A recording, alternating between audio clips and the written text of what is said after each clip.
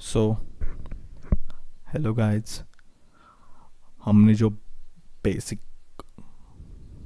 सीखना था forex trading के बारे में वो हमने बहुत हद तक कवर किया है।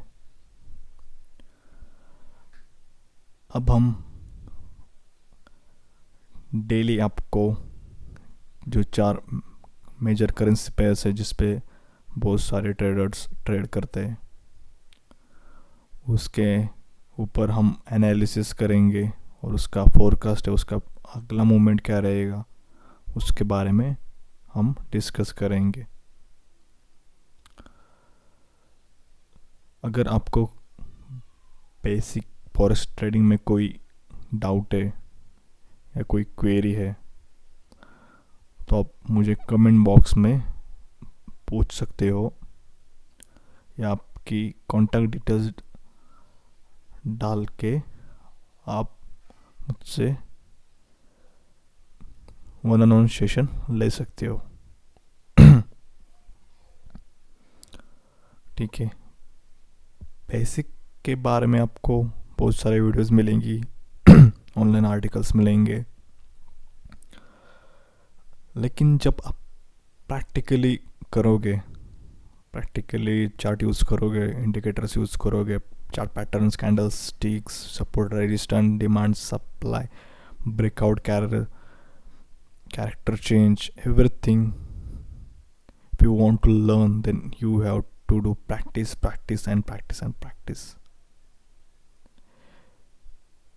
ज़्यादा कुछ नहीं करना है। मार्केट को एवरीडे पैटर्न कैसे बनते हैं, कहाँ से रिएक्शन मिलता है, कौन से कैंडल क्लोज करने के बाद वेट करना है, ट्रेड लेना है, वेट मतलब क्लोज होने तक वेट करना है, उसके बाद ही ट्रेड लेना है, कौन से टाइम फ्रेम के लिए आप कंफर्टेबल हो, 4 आवर, 1 आवर, 30 मिनट या 15 मिनट, और कौन से पेयर्स के साथ आप कंफर्टेबल हो।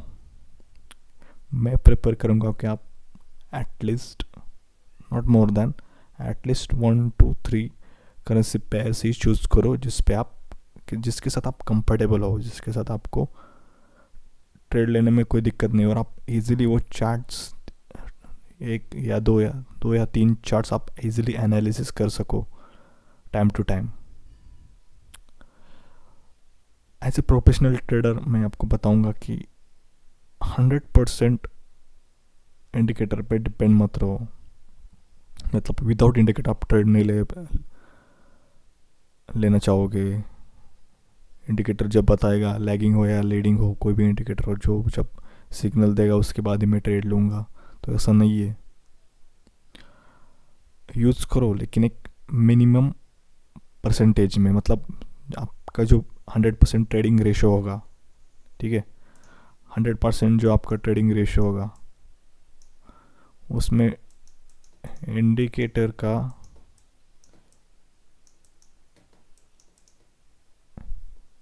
सिर्फ सिर्फ 20% ही रोल होना चाहिए। मतलब कोई भी ट्रेड लो, किसी पे भी, कौन सी करेंसी पे भी, लेकिन 20% के ऊपर आप उस पर डिपेंड मत रहो। मतलब अपने ट्रेड देखा है, मूवमेंट मिली है, क्रॉस हुआ है, मूविंग एवरेज वैल्यूम दिख रहा है या ब्रेकआउट हो रहा है, ऐसे कुछ दिख रहा है, सब कुछ इंडिकेटर यूज़ कर, लेकिन आप उसका बैकग्राउंड सेंटिमेंट देखो, ये स्ट्रॉन्ग है, वीकनेस है, ये कौन सा ट्रेंड है, ब्रेकआउट सच में क्या, क्लाइंट क्लोज हुई है क्या, कैसी हुई है, रिलेशन कहाँ पे है, अप साइड, डाउन साइड, या कोई न्यूज़ है। मतलब सब बैकग्राउंड में जो चीज़ें आपको चेक करना है, जो सेंटिमेंट्स है, मार्केट सेंटिमेंट्स, उसके बाद ही आप 100% श्योर होने के बाद आप ट्रेड लेना। एटलीस्ट मैं तो बोलता हूँ एटलीस्ट 3 तो एक इंडिकेट, मतलब एटलीस्ट 3 तक आपको पॉइंट्स मिलने चाहिए कि मतलब ब्रेकआउट हुआ है, ठीक है, अपसाइड ट्रेंड, अप ट्रेंड है, ट्रेंड अप ट्रेंड, ठीक है. And currency also in strong movement. कौन सी? यूएसडी करेंसी स्ट्रांगनेस और वीकनेस. ये तीन ही चीज़ें एक बार आपको देखने के बाद, आपको अगर कोई मूवमेंट मिलती है, आपको मूवमेंट देखती है, तो आप उस पर इजीली ट्रेड ले सकते हो without do not take trade without SL and trailing SL is most important part of this trading.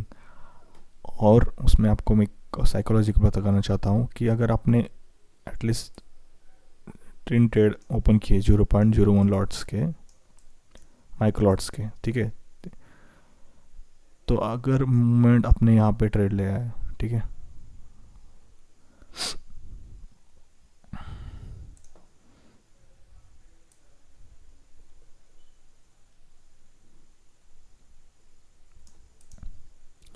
कहाँ पे ट्रेड ले, यहाँ पे 0.01 के 3 लॉट, ठीक है. कहाँ पे? यहाँ पे मार्केट मूवमेंट मिली है आपको ने, यहाँ पे एक ट्रेड लिया, यहाँ पे एक और यहाँ पे एक, ऐसे 3 ट्रेड लिए आपने, ठीक है, 0.1 लॉट के. तो मार्केट की जब यहाँ पे आपको दिख रहा है कि यहाँ पे सपोर्ट है, ठीक है, जब मार्केट की मूवमेंट यहाँ पर 50% तक आ जाती है, जहाँ पे आप ट्रेड लेना है और आपका जहाँ पे टीपी है, तो आपका यहाँ पे ट्रेड है, ठीक है, ऐसे छोड़ दो, यहाँ पे ट्रेड है, ये आपका टीपी है, और ये आपका 50% एरिया है जहाँ पे 50% मार्केट प्राइस है. मतलब यहाँ पे $100 है, आपने सेल किया है, और यहाँ पे $50 है, ठीक है, 50 प्राइस है, और आपने यहाँ पे सेल किया है 100 पे, और आप 50 पे प्रॉफिट बुक करना चाहते हो, ठीक है.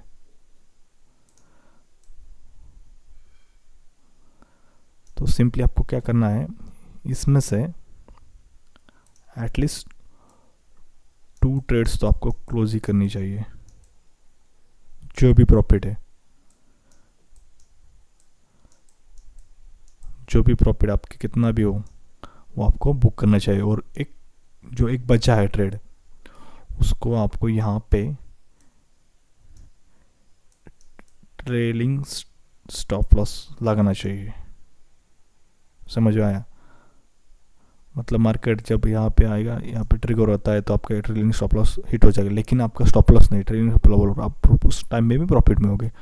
मतलब 0.2 लॉट्स आपने जो ट्रेड है, जो 0.1 के 2 ट्रेड है, जो क्लोज किए हैं, वहाँ पे आपको अगर वो समझ जाए कि आपको $4 का प्रॉफिट हुआ, और यहाँ पे ट्रेलिंग स्टॉप लॉस हिट होने के बाद आपको $1 का प्रॉफिट, लेकिन आप $5 टोटल प्रॉफिट में रहोगे तीनों ट्रेड लेने के बाद, तीनों ट्रेड क्लोज करने के बाद, ठीक है. कभी कभी क्या होता है, मार्केट जहाँ पे आपने ट्रेड लिया है वहाँ पे आके फिर से ये सेल हिट करके वापस से यहाँ आ जाता है, इसलिए बोल रहा हूँ, ठीक है. यहाँ आप साइकोलॉजी यूज़ कर सकते हैं. मतलब कभी भी आपने 2 या 3, मतलब मैं तो बोलता हूँ 3 से ज़्यादा ट्रेड मत लीजिए. ट्रेड लेने मतलब ज़रूरत नहीं, 3 लीजिए. उसमें से 50% जब आपको टीपी रखना है, उसके 50% तक आपका 0.01 आता है, 2 ट्रेड आते हैं उसमें से, तो क्लोज कीजिए. उसके बाद 0.01 का ट्रेलिंग स्टॉप लॉस लगाइए. उसके लिए अगर वो स्टॉप लॉस हिट होता है, तो आपको एक एटलीस्ट जो आपने बुक किया है $4 दोनों ट्रेड का, मतलब $2, तो उसमें से एटलीस्ट $1 तो आपको मिल जाएंगे विदाउट लॉस. अगर नहीं होता है तो आपका टीपी हिट हो जाएगा. मतलब जो $2 कमाए एक ही ट्रेड पे, वहाँ पे आप $4 कमाएंगे एक ही ट्रेड पे. अगर आपका टीपी हिट होता है तो उसके लिए आपको तो वेट करना ही पड़ेगा. Without waiting here is nothing. This is a totally game of patience. If you don't wait for movement, you don't wait for breakout, breakdown to wait for the structure shifting to market, master structure shifting, then it will close your account continuously. Means if you deposit it blow it, if you deposit it will blow it. So wait patiently, give time to the market, give time to the market structure shifting, give time to the price, मतलब price को time दो, उसको बनाने को wait करो, मतलब जो भी मतलब मार्केट स्ट्रक्चर जो भी बन रहा है उसे टाइम दो. कभी कभी क्या होता है, मार्केट ऐसे स्ट्रक्चर में साइडवेज में चलता है, आपको लगता है कि ये यहाँ से ब्रेकआउट हो गया तो ये अप ट्रेंड में है ऐसे करके, लेकिन कभी कभी मार्केट लिक्विडिटी ग्रैब करके यहाँ से डाउन ट्रेंड में चला जाता है, इसलिए बोल रहा हूँ. तो वेट कीजिए, अगर मार्केट यहाँ पे ब्रेक कर देता है तो आपको यहाँ पे रिटेस्ट पे वेट करना है. अगर रिटेस्ट यहाँ से जोन के अंदर होता है तो ठीक है, आप बाई साइड लिक्विडिटी देख सकते हैं फिर से. अगर नहीं होता है तो आपको वेट करना पड़ेगा मार्केट स्ट्रक्चर शिफ्टिंग के लिए. ठीक है, तो आपको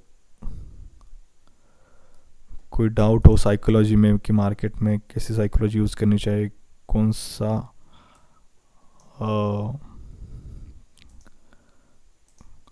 कौन से ट्रेड पे ट्रेड करना चाहिए, कौन से ट्रेड नहीं लेनी चाहिए, ऐसा कैसा होना चाहिए, ऐसे ऐसे बहुत सारी चीज़ें हैं जो आपको मेंटेन करनी या सीखनी है उसके हिसाब से. ठीक है,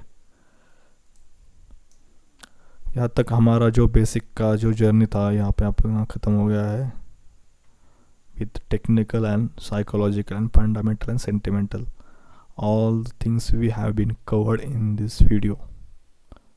This is video for just for the revise the few things that we have learned in the past.